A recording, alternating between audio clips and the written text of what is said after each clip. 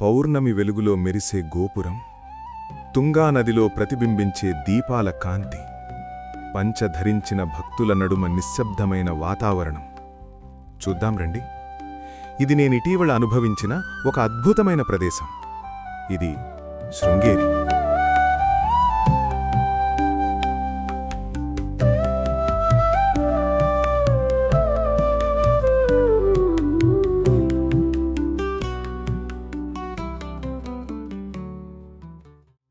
శృంగేరి నిజంగా చెప్పాలంటే ఈ ట్రిప్ నాకు చాలా ప్రత్యేకంగా అనిపించింది. కేవలం ఒక టెంపుల్ విజిట్ కాదు, మనసుకు శాంతి ఇచ్చే ఒక అనుభవం. ముందుగా ఎలా రావాలో తెలుసుకుందాం రండి. నేను హైదరాబాద్ నుంచి ప్లాన్ చేసుకున్నాను. మీరు కూడా హైదరాబాద్ నుంచి వస్తే ఉడుపి లేదా మంగళూరు వరకు ట్రైన్ లేదా బస్ తీసుకోవచ్చు. అక్కడి నుంచి సుమారు 3 నుండి 4 గంటల ప్రయాణంలో అందమైన ఘాట్ రోడ్ల మధ్యగా శృంగేరి చేరుకోవచ్చు. ఆ ఘాట్ రోడ్లలో ప్రయాణం చేస్తూ ఉంటే చుట్టూ పచ్చని కొండలు, మబ్బులతో కప్పుకున్న అరణ్యాలు చూడ్డానికి చాలా బ్యూటిఫుల్గా ఉంటుంది. నిజంగా చెప్పాలంటే ఆ జర్నీ కూడా ఒక మంచి అనుభవం.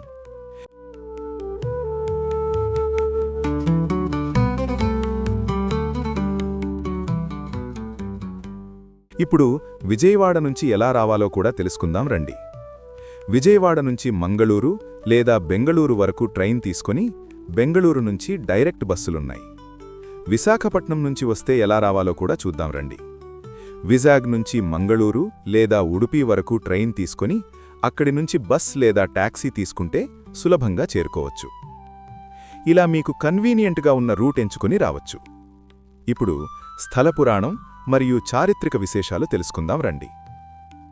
కర్ణాటకలోని చిక్కమగళూరు జిల్లాలో తుంగానది ఒడ్డున ఉన్న శృంగేరి హిందువులకు అత్యంత పవిత్రమైన పుణ్యక్షేత్రాలలో ఒకటి. 8వ శతాబ్దంలో ఆది శంకరాచార్యులు సనాతన ధర్మాన్ని పునరుద్ధరించడానికి స్థాపించిన 4 ఆమ్నాయ పీఠాలలో ఇది మొదటిది. ఈ ప్రాంతం పూర్వం ఋష్యశృంగ పర్వతం అని పిలువబడేది.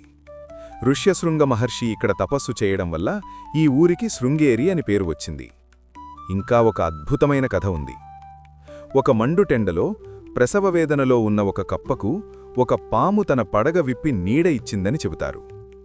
సహజ శత్రువుల మధ్య ఉన్న ఆ కరుణను చూసి ఆది శంకరాచార్యులు ఈ ప్రదేశం పవిత్రతను గుర్తించి ఇక్కడే పీఠాన్ని స్థాపించారు. ఇది నిజంగా అహింసకు ఒక గొప్ప నిదర్శనం. ఇక్కడి శారదాంబ పీఠం చాలా ప్రసిద్ధి. ఇక్కడ ప్రధాన దేవత శారదాంబ. విద్యకు, జ్ఞానానికి ప్రతీకగా ఈ ఆలయం ప్రసిద్ధి చెందింది. చరిత్రలో కూడా ఈ ప్రాంతానికి ఎంతో ప్రాధాన్యత ఉంది. విజయనగర సామ్రాజ్య స్థాపనలో విద్యారణ్యస్వామి కీలక పాత్ర పోషించారు. అలాగే హైదరాలీ, టిప్పు సుల్తాన్ వంటి పాలకులు కూడా ఈ పీఠానికి ఎంతో గౌరవమిచ్చారు.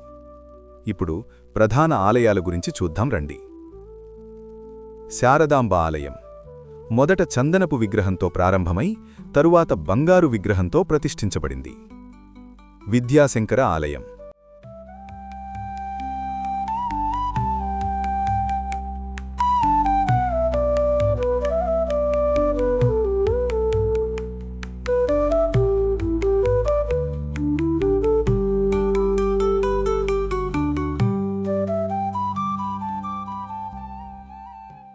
విద్యాశంకర ఆలయం ద్రావిడ మరియు విజయనగర శిల్పకళల కలయికతో నిర్మించబడింది.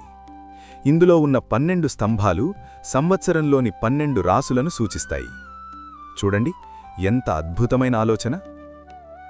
శృంగేరి కేవలం ఒక ఆధ్యాత్మిక కేంద్రం మాత్రమే కాదు, శతాబ్దాలుగా విద్య, వేదం మరియు సంస్కృతికి నిలయం. ఇప్పుడు నేను స్టే చేసిన విషయం చూద్దాం రండి. నేను దేవస్థానం రూమ్స్లోనే స్టే చేశాను. చాలా నీట్గా, పీస్ఫుల్గా ఉన్నాయి.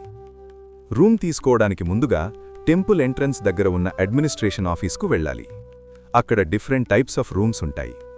అవైలబిలిటీ ఆధారంగా సెలెక్ట్ చేసుకోవచ్చు. చార్జెస్ పే చేసిన తర్వాత వాళ్లు ఒక స్లిప్ మరియు రూమ్ కీ ఇస్తారు. తర్వాత మీరు మీకు అలాట్ చేసిన మఠం దగ్గరకు వెళ్లి రూమ్లో స్టే అవ్వచ్చు. రూమ్లో 2 beds, neat washroom, hot water కోసం గీజర్ కూడా ఉంటుంది. సుమారు 4 కంఫర్ట్గా ఉండవచ్చు. చెక్అవుట్ సమయంలో మాత్రం కీని తిరిగి అడ్మినిస్ట్రేషన్ ఆఫీస్లో ఇవ్వాలి. మరియు ఆధార్ కార్డు తప్పనిసరి.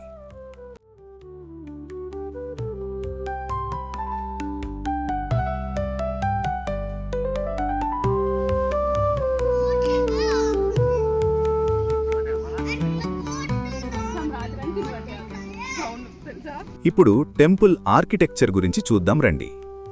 స్టోన్ పిల్లర్స్ మీద కార్వింగ్స్, గోడల మీద స్కల్ప్చర్స్. అవి కేవలం శిల్పాలు కాదు, కథలు చెబుతున్నట్టే అనిపిస్తాయి. కొన్ని విగ్రహాలు చూస్తే అవి మనతో మాట్లాడుతున్నట్టే అనిపిస్తుంది. వాటి ఎక్స్ప్రెషన్స్, వాటి కామ్నెస్ మనసును లోతుగా తాకుతాయి. ఇప్పుడు నైట్ ఎక్స్పీరియన్స్ చూద్దాం రండి. రాత్రయ్యేసరికి టెంపుల్ లైట్స్తో మెరిసిపోతుంది. గోపురం లైట్స్, తుంగా నదిలో రిఫ్లెక్షన్. ఆ దృశ్యం చూస్తే మనసు ఒక్కసారిగా కామ్ అయిపోతుంది. ఎక్కడా రష్ లేదు, ఎక్కడా నాయిస్ లేదు. Just peace, just devotion. పౌర్ణమి రోజైతే అది ఇంకాస్త మ్యాజికల్గా ఉంటుంది.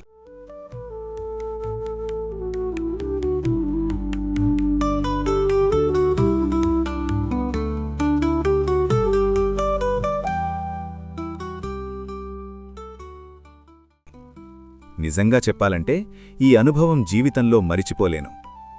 మీరు కూడా ఒకసారి వెళ్ళి చూడండి, మీకు కూడా ఇదే అనుభూతి వస్తుంది. ఇలాంటి ప్లేసెస్ ఎక్స్ప్లోర్ చేద్దాం రండి. ఇలాంటి వీడియోస్ కోసం లైక్ చేయండి, షేర్ చేయండి, సబ్స్క్రైబ్ చేయండి. ధన్యవాదాలు. నమస్తే.